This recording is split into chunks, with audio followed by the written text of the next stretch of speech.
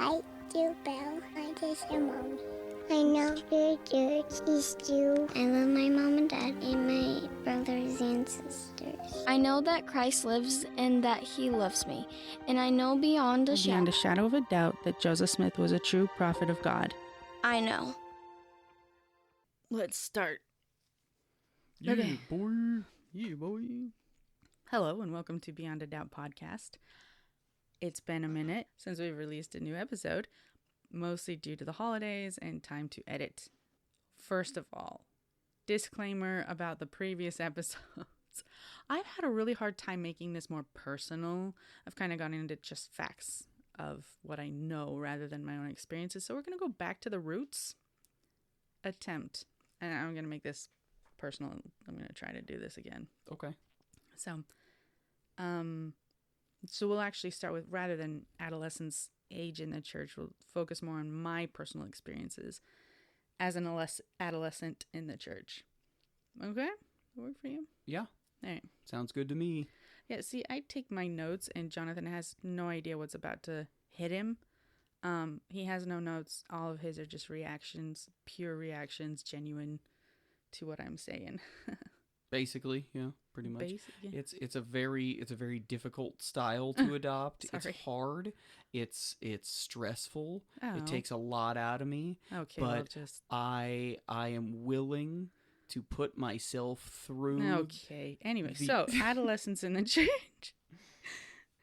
As a teenager, in the church, my experience, and I know that this is a very common experience, that the church is, a religion rather, is 100% of your social experiences, because it's guided by not only standards of the church, like don't go on a date till you're 16, and once you are dating, no making out, no, anything close to making out. You can maybe kiss. Please don't kiss that early. No impure thoughts either. No impure thoughts. Yeah. Absolutely. Repent for your impure thoughts, which I don't know how to control my thoughts sometimes. They just pop in and then you push them out, but they still pop in and you repent for that.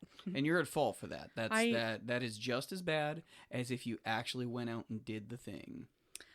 I know, and I thought that, and now I see it a little differently. So, like, everything that you do could and would be tied back to religion or the church. Like let's say you skip school. Mm-hmm. You're constantly thinking about, oh my gosh, the church is going to find out about this, or do I have to tell my bishop now, and like all these things. And I skipped school once because I had never skipped school. Mm-hmm. And so I needed the experience of like rebellion. One secret I had, and then I went home and told my mom. I had no secrets in my life. Did you cry? I did not, actually. Oh. I was like, it was kind of fun, except that there were we went out to the Salt Lake, and Ugh. not the lake part, but like the sand. Well, I mean, if you get anywhere near it, it's pretty gross. Oh, it is. And then especially when you go to like the high school hotspots, there are bottles of NyQuil just littering the whole place. Yeah, because it's the only way we can get drunk. I didn't, but when we went with my pure group of friends, if you will, Good. we didn't have any with us, but we saw like tons of bottles littering the area, and I'm like, why? And they're like, well, because you can get drunk off of that. I'm like, what? These kids don't know that vanilla extract works too. It does, and it tastes better. Yeah, well, okay. You've tried this? No, one of my teenage girlfriend's mothers was majorly alcoholic, and I learned it from. Oh, you learned tips and tricks. Yeah, about how to be an alcoholic. Yes. Perfect. Okay, so even school was influenced by the church. Like our elective, I wouldn't say seminary. 90% popular choice was to take it as seminary. I got sick in 9th grade, and it carried over through 10th grade. I had the worst case of mono that my doctor had ever seen. He declared that. He said it. And well, here's an example. When you do the testing for mono, you test for the Epstein-Barr virus. And there are 2 specific things within that you test for. And anywhere from 1 to 12 measurements, whatever they were, if those are 12, present 1 to 12 pieces of that measurement, you for sure had, units. You for sure had Epstein-Barr virus and therefore mono. I had 1,200 in both of those measurement units. Insane. I would not be able to walk from the car through the garage to the house. Like, my mom had to actually support everything about me. And by the time we got to the stairs up into the house, I was collapsing. I was spending way too much energy, and it was terrible. So because of that, I missed a lot of seminary, and there were no makeup, teachers who would come to your house and help you do the lessons for the day like they were with every other class, like math and stuff. They'd come, give you homework, go over briefly things, and then you'd have to turn in the homework. But seminary, you just missed out on how to make it up in the summer. Yeah. If you wanted to graduate. And then I almost didn't, and they hounded me. Like, you got to finish this because you want to graduate. And I didn't know why that was important. You want to graduate from the one class. The true and only class. Yeah. One class to rule them all. I told you can apply it to anything in life. So anyway, seminary was, part of school. But for me personally. Was it? So just not to interrupt, but I know that I think it's at Clearfield High School or some high school in Davis, just because of maybe city ordinances, or maybe it's state or federal, I don't know. But that seminary class, I know at whatever high school it is I'm thinking of, had to be in a separate building. Oh, all of them did. Yeah, okay, that's what I thought. That was what my assumption was. I just didn't know if it was. And for background, we're talking about Utah in the United States. Yeah. Anyway, so any time that I had any new doctrine that was taught to me through either seminary or through church, I was ecstatic. I loved it. I loved school in general. I just like learning. Nerd. All right, World of Warcraft. Nerd. That's all you spent your time learning. I literally know nothing about World of Warcraft. Okay, well, other things. We're just gonna do in general. We're doing the World of Warcraft genre. Hey, I just want to ask this question between the two of us. Who right now is wearing a pair of big, thick glasses? Not me. Thick. Not me. My contacts got dried out. Anyway, love to learn. Still do. And so it was exactly the same. Learning about the church and the religion was exactly the same. Because it was just fun. You'd learn things about the miracles, why they were true, how this church could apply to your relationship with Jesus Christ. And that was the big thing for me, was that I wholeheartedly believed that he existed and was a personal one-on-one relationship with me that I could have if I ever saw him face to face. He would recognize me, I would recognize him, and we could just pick up where we left at my last prayer. I truly believe that, and I believed that he was the Son of God. It was everything to me at that time. So the doctrine just backed up all of that. And every time you had a question, there was a workaround to determine or to explain why. Yeah, a rhetorical device to, in the moment, explain it.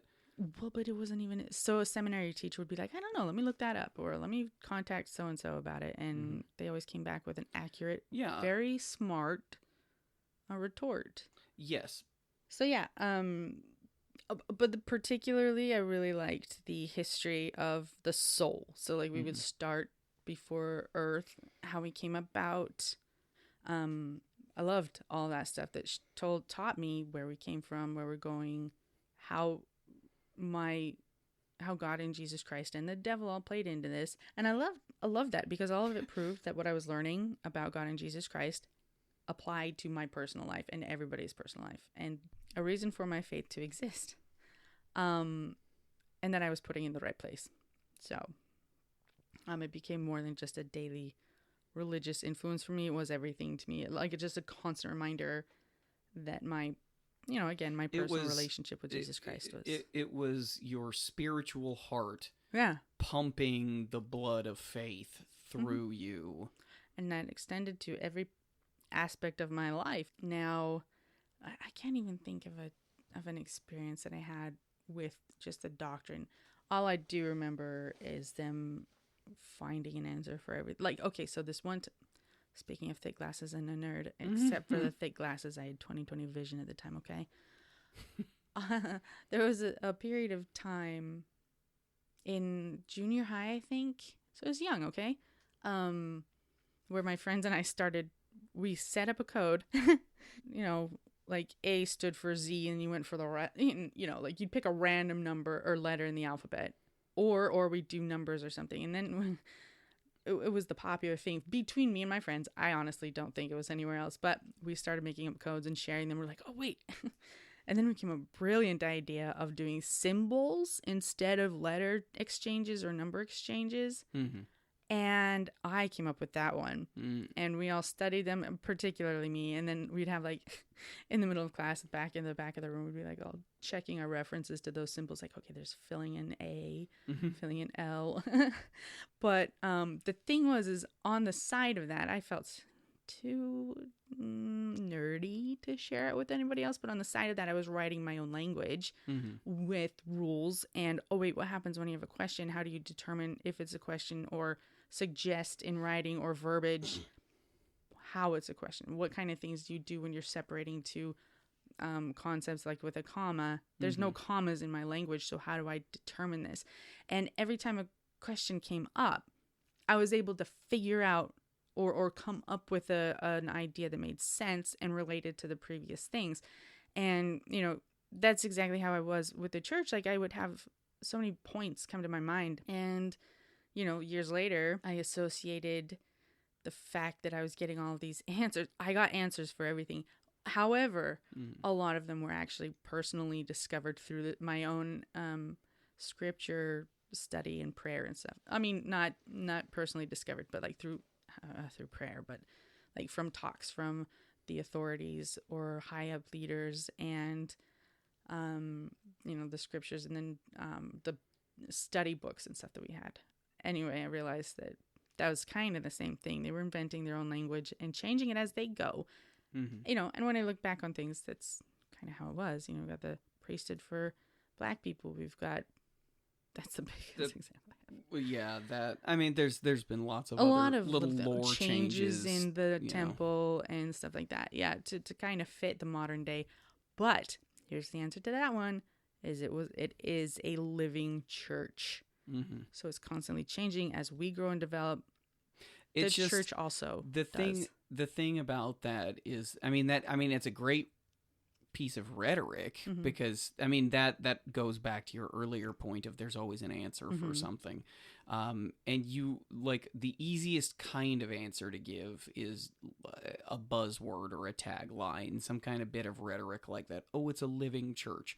Well, what does that really mean? It means one of two things. It either means we've got leadership who make a career out of misunderstanding the messages they're getting from God and then like learning how to understand them better as time goes on, or they follow the whims of a capricious God who is just sort of like, nah, I'm okay with gay people now. Like the point being is that it's, that's not an uncommon thing, right? The idea of those the apologists, apologism and like rhetorical kind of buzzwordy justifications or answers for things based on faith kind of thing. Yeah, or God works in mysterious ways is kind of the biggest one, I would say, because you say that and it's like, oh, yeah, he does. How could we ever know that? But like you sit down and think about it for 5 minutes and you're like, wait a minute, that's not an answer. It's really not. It's just a way to shut me up. Not to the believer, though. But that's only because they're accepting of the subtle trigger to stop asking questions. Okay, well, it's not necessarily accepting. It's a belief. It's really truly who they are. No, that's not what I'm saying. I'm not saying that that it's something wrong on the individual's part, saying it's something wrong on the organization's part, that it's their way of saying a comforting phrase that's like, shh, it'll be okay. Let's stop asking questions now. Like, I would rather question myself than question my faith, remember? Like, it spreads throughout all of it. That's what that is. That's what answers like that are. Yeah.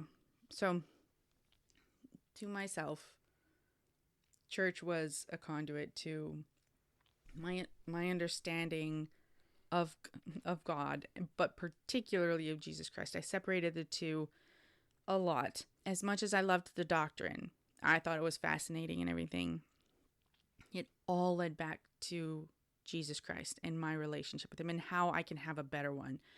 I separated God and Jesus Christ. To me, I mean, this is an explanation that they have, is how God can be so letter of the law. It's because if he didn't, he would, quote, this is a legitimate statement. They said he would cease to be God. So if he forgave anybody of a sin, no matter how big or little it was, if you had to be perfect to get into heaven, that was him being what he had to be even. Jesus Christ, on the other hand, came down to be the mediator, to cover and pay for like the sins that, were particularly. That's such a fascinating dynamic, though, is what I was going to say.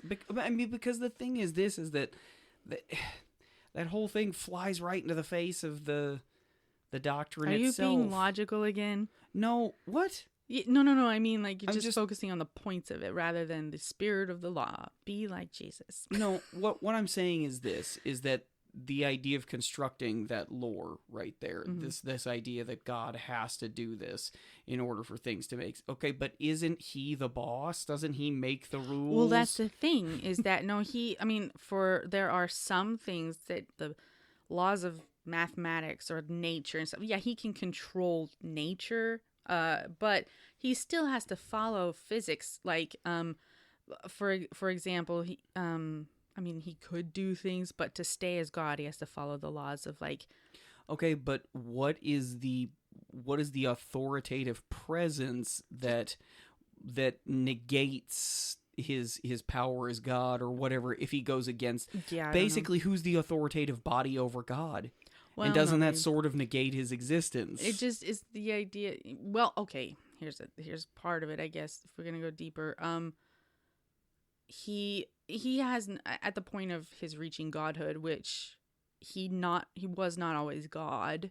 But at the point of him reaching godhood, he had to become perfect in all things, being like just the natural laws. Let's say he cannot change 2 + 2 = 4. Just, you cannot change that. And no matter, even if you're God, that's one area you just let it go. Because you have to follow that. It's stuck. And then, like, it's just, I get what you're saying. It's just, the point that I'm trying to make is that it's an odd thing to insist, and this is every church, that God is all powerful and he is infallible, but at the same time there are rules he has to abide by. Rules, but that's the thing, though, is that I'm saying is that it makes no sense that there should be any structures or rules beyond the guy who made everything, because in the beginning there was nothing. Right. And then God made it all. Like, it's the idea would be that it's right there. I am the Alpha and the Omega. I am the beginning and the end. Therefore, there is nothing beyond him, according to Christian just general belief. So, but at the same time, you'll get a lot of that kind of thing, like, where it's like, well, he's not, he's all powerful, but he, there's some exceptions here. Well, he has to do things this way. It's just, it's just yet more, church rhetoric that it just rubs me the wrong way.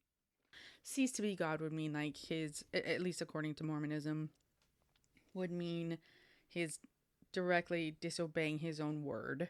Like, he has said, no unclean thing can come before me, basically. If you sin, you lie once, or you know, whatever, you cannot come back to him. But Jesus Christ makes it possible for that to happen. He's the spirit of the law. God by nature is the letter of the law. He cannot sway from the letter of the law, but Jesus Christ brings that into us. He becomes the middle ground. Not, you know what I mean. Maybe not, but he becomes basically, God is the judge in the court.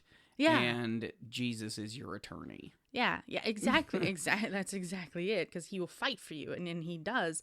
And being God's son, and God having full, complete trust in him, and then having made his own sacrifice in giving up his son to that kind of torture, they have a special bond. And he will listen to Jesus Christ because he paid the price. Mm-hmm. Anyway, that kind of makes him a lot more relatable than a God who will not listen to you if you make one mistake. So in my mind, they were separated as two entities, two beings, and I could relate more to the Son of God and reach God through him. However, in my own mind, the important part was to be more like Christ and to be closer to him. I don't know why, but Jesus was, to me, he was a human being. Yeah, God, human being mix. He's like Hercules, but essentially, yeah. Kind of, but like the point being that he has a human perspective. Yeah, and the concept of God itself flies in the face of that. He can't really have a human perspective otherwise. Right, he can't allow it. Yeah, how could he do what he does? Like that, it would be. His actions would be limited by said perspective, or would be influenced by it. If he's going to be the word of the law, he can't have a human perspective. Right. He can't allow. He does. He knows, because he went through the human experience at some point in his existence. He knows what we're going through. However, he is now God, and he's perfect. And so in order to stay perfect, he has to follow his own rules and his own makings and everything like that. I know that doesn't make sense, but no, it's not a thing of doesn't make sense. That is a super bad campaign argument on behalf. It makes God look like an asshole. Is literally like, I know what it's like to be you, but however, by my own rules, I have to just be cold-hearted and distant from you. Like, why? Because you have Jesus Christ. But you send him. Okay, but that's the thing, is that's like, here, I've got this buddy, and he'll take yeah, okay, but it's just I've got this man here, and he'll take care of those he's gonna make me look better and make me seem more approachable, because I'm not allowing myself to be approachable because I'm God and I'm perfect. But it's so cyclical, and I can't get down with this. I can't. Well, you don't have to. I'm not trying to teach you to or preach to you to become the believer. I am no longer one. It is impossible for me to be charitable towards it, is what I'm trying to say. That's fine. That's fine, dude. I was there. You can be uncharitable to my child self. No. I'm kidding. Not you. It's not you. See, that's the thing. It's an individual. You have to look at every single person, find out their own personal concepts, beliefs, takes, and everything to accept that person. There is no blanket thing except for I do not accept that, or I do. And you, in that angle that you've been in or are, just purely by nature, cannot be. And that's understandable, because it makes no sense. It is not like follow it. It's not a thing that doesn't make sense. That's not what I'm saying. Is that it's a thing that is profoundly upsetting. To say that it doesn't make any sense is to say that, like, it's just chaos. It's just swirling, like, what the is this? That's not what it is at all. What it is it's me looking at it and seeing a younger you who just didn't know any better, and for the sake of, like, finding a sense of, like, meaning and comfort and whatnot, you were I don't even want to say allowing yourself to, just didn't know any better than to be manipulated by a church. Like, just to be fed this BS. And, like, I'm sorry, I just can't be charitable about this stuff. I don't know what to do. It's impossible for me to understand this completely. No, that's the thing. It's an empathy kind of thing, and there's no way, unless you've been there, to truly capture any kind of conceptualization. But that's what I'm saying is that, like, you can't sympathize. No, I can. No, you just said that. I can sympathize absolutely with, like, being manipulated. I think the thing is that you, like, where I'm rubbing up against badly your take on things is that, like, it feels like as soon as I start to, like, I defend. Kind of, yes. Like, well, and on the other hand, I feel like as soon as I start to defend, you attack. So it's not. But it's not you. I'm not like, I don't. Oh, I know. No, I'm like, if you were to paint my mental state into a picture, it's me trying to put myself between you and the demon that is the church that's trying to take advantage of you. Still to this day, like, that's what's going on in my head. Like, but like, there's still some part of you that, like, feels like it's reaching out to it.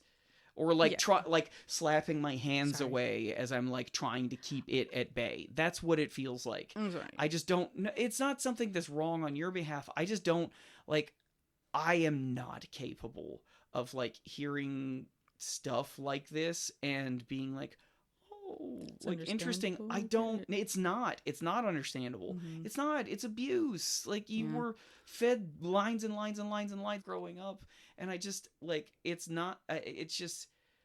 Well, this is the exam. This is, like, the the child of being in that. Yes, I agree with you 100%. It was manipulative on the church's part.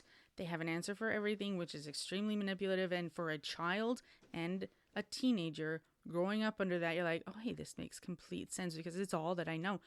However, that's where I am now. But then I can't explain then well enough because there is the only way you can understand it is by having been there. No, that's the thing though. That's the thing that I want to stress. I do understand that. I don't understand being a teenager in, like, heavily wrapped up in religion. I do understand being an adolescent and a teenager who was partially wrapped up in religion, but then also, like, completely and totally wrapped up in, like, abusive, manipulative parenting and things like that. I know what it's like to be in a situation where information that's being handed to you is not charitable. It's not really meant for your benefit, but it's dressed up to feel that way, and you just don't know better. You're looking for meaning and being taken advantage of as a result of that. Like, I totally get that. At no point when I'm making these criticisms is it ever a criticism of you, the beliefs that you held at the time, the meaning you found in things. None of that. It's absolutely none of that. My criticism is always 100%, 100% on the individuals in power, that being the church, everybody in the church who is wielding the rhetoric and the explanations and the answers and their systems to keep you in line, to hopefully one day get you into a cycle of tithing so they can keep paying their bills. Yeah. And unfortunately, my end of it is that there's a shade of gray to them for some stupid unknown reason. You're right. I still defend the church. I cannot see. This is the perfect example of the not dynamic, but the two angles. I 100% cannot understand these men teaching about God and Jesus Christ and love and patience and acceptance as bad in any way. It's so hard for me to look at them and associate them as just a business. Okay, so Jefferson mentioned the death of the prophet of his childhood, Gordon B. Hinckley. Before I understood, I knew these men. I watched them twice a year talk to us. I learned their personalities as they showed them. And I could not associate, I cannot associate purposeful manipulation. I just see an unfortunate coincidence. I am trying so hard still. It's like you don't need to try to like meet me on this. No, it's I just know, and you don't for me either. But it's really just a matter of I'm never in these circumstances judging or attacking you. I mean, let me put it to you this way: is that I grew up as a child and absolutely worshipped. My hero was the professional wrestler Hulk Hogan. Okay. Like, he was just the paragon of humanity to me. Like, I felt more for Hulk Hogan than I ever did for Jesus Christ. Well, so, but the thing is that, like, I went for, I mean, the first 30 years of my life thinking that this is just like the best dude who ever lived, even though I wasn't like, you know, all that much of a fan anymore. He was still like this example. And it's only been over the last 10 years or so that I've learned that he was a manipulator of the highest order, that it just a politicizing, uncaring, selfish, completely self-concerned, self-advancement concerned jerk. And like I mean, that juxtaposed against that pure white, unassailable, you know, like heavenly sort of presence from my childhood, it's a hard thing to look back on. But the difference is, like, I look back on that and I'm like, oh, so you're just the whole time. It really sucks, and it taints, you know, some of my experience. But it's not. That's a part that I mean, and that just goes to the core of both of us, is that you are a person who will forgive and forgive and forgive and forgive no matter what. And I'm not. That's just who you are versus who I am. You know, it's that there's no such thing as a second chance with you. It's always a first opportunity, basically. That's true. Like, you don't hold grudges. You always want to be, you're just naturally attuned to wiping the slate clean and letting people try, like it's their first time. It's just this blood feud in me with when I don't know, when I feel betrayed or something along those lines. It's so hard to let go of. So ultimately, I think that's more what it boils down to than anything else. Is just you have the natural capacity to want to forgive. I have the natural capacity to want to be able to see a threat and protect myself and those I care about from it. Yeah. There is an area of life that I cannot forgive. And honestly, most of it has to deal with victimization of other people than myself. Okay, yeah. And that may be ultimately what it boils down to, is that maybe, that when it comes to you being wronged, you're pretty much willing to sweep away the board and set the pieces right back up. But for anyone else, like, they might as well be floating off down the river as far as you're concerned. Yeah. If they've wronged, Something you know, one of your kids, or, oh gosh, you know, like our middle child's kindergarten teacher. Like, it's just, nope, she's done. She's in the book of grudges for eternity. For the rest of my life. Yeah, absolutely. I actually do feel a lot of anger toward the church, more on behalf of, like, for example, my best friend. Totally there's understandably. absolute anger toward the church concerning her. Or your brother. My Like, in brother. kind of a more indirect-ish way. Right. Yeah, well, I mean, but still, like, there is a lot of anger toward the church in the way it teaches others to affect or to affect the world around them. Yeah, affect the world around them, treat those closest to them with just absolute disdain or complete disrespect, because this is how the church would do it. It has nothing to do with God and Jesus Christ at that point. It's purely the church. That's the man-made stuff. Yeah, absolutely. I think that there are things to be learned philosophically, because I don't think that there's a circumstance in which you've got a historical organization that's existed for, millennia.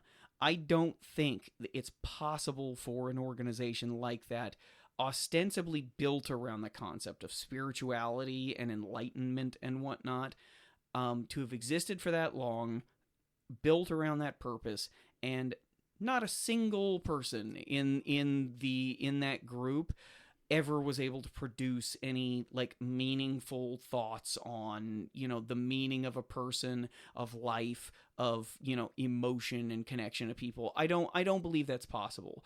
That every single one of them is just, a sales rep trying to meet their numbers and take advantage of everyone. I don't think there's, you've got monks in monasteries who, swear oaths to silence and chastity and things like that. And that's not for their own advantage. Yeah, like, that's because they truly believe in some degree of enlightenment. Whether or not, their boss's boss's boss is on the same level, or whether or not they're just using these dudes for their own ends is up for debate. But it's people like that, people like you and family members of yours who, through the just, in my opinion, the nastiness of what is organized religion, are able to produce meaningful dialogue and meaningful concepts and thoughts, or just come to understand just truths about themselves, about the world around them, in just a different way than if all you do is just look at numbers and facts and analyses. Right. I think there's absolutely merit, but that's something that's on the individual. That's not. I don't think that's an organizational thing. It's an individual thing. Absolutely. And on the flip side, on my angle, is that there is no way a church has lasted for hundreds of years and not a single one of them has been corrupt. Like, there's no way. Yeah, There are absolutely I mean, if at minimum a handful of them, but there is going to be somebody who uses their religion as a tool to manipulate, because it's just how it is. So they see a hierarchy and they're like, okay, here's how I position myself within the hierarchy for my benefit. Right. So I'm holding a journal that has blank pages in it. Oh, duh, it's a journal. It has blank pages in it. But I'm going to read.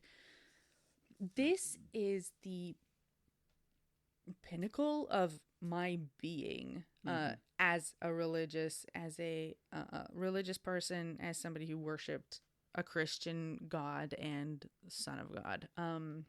The only tie I had to Joseph Smith was stuff like this. Well, that, and I've seen you do the Jesus-powered mega punch before. So this is a journal entry from when I was 14 years old, about a vacation that my family and I took to Ohio, not Illinois, just Ohio. What? You're like, one time I went on a vacation to Ohio. Yeah. Okay, good point. We went to Akron. Good point. All right, yeah, it was way fun, very active. But actually it was, because we went into the church history area of it. And there's this one store there called the N.K. Whitney store, which was just basically a convenience store. Above the store part of it, where whoever worked there lived, this is where most of the tour, no, that's where the height of the tour happened. At this gas station. So at the end of the tour, you go up into what this place is called as the School of the Prophets, where Joseph Smith reportedly would meet with some more leaders of the church. This School of the Prophets is where revelations would be given to Joseph Smith, and they would talk about it. And say, stop with the gas station thing. So here's my journal entry. Okay, the tour guide took us through the store, and she showed us where Joseph Smith and his family stayed, as well as where the Revelation Room was, too. Oh, I was wrong then. The Revelation Room was different than the... Okay, anyway. So the last room was by far the very best. It was the School of the Prophets. Totally opposite. Or separate. Anyway, it was a small room with... And then in this excerpt here, I wrote many details in brackets because there were so many details in the original journal. Which is probably why I transcribed it in as short in there, so I didn't have to flip through so many pages of just description. Like there was a window here, and the walls were kind of this color. Oh my god. Okay, so there's that. It was a small room with many details inserted. I sat on the front bench in front of the window. My mom sat beside me on my right. See, so many details. No one was on my left. Things you don't really need to know, but you do now. The guide stood in front of the fireplace and told us about the room.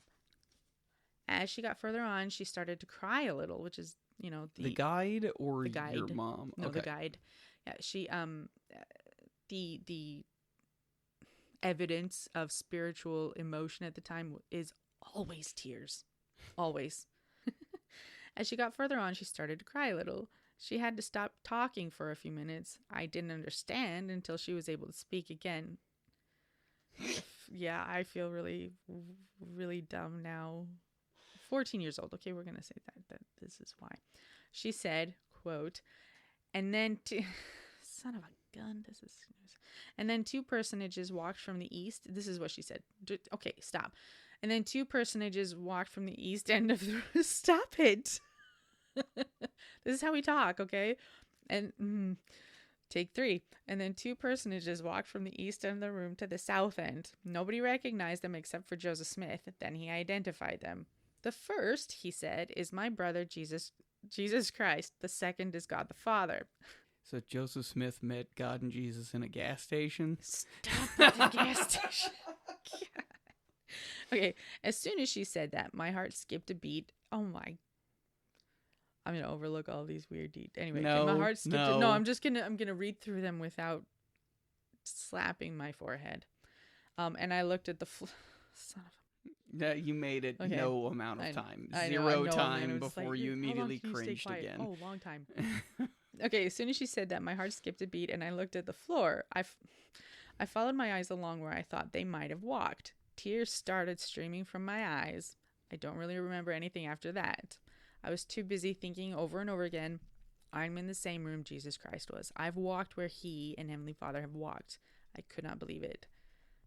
That's the kind of thing that touched me more than anything else, was the idea that here's evidence that evidence. Oh my God. I just realized it's not evidence. But anyway, here's the idea of evidence that Christ lives. And somebody I could see, hug, and thank in person. Mm-hmm.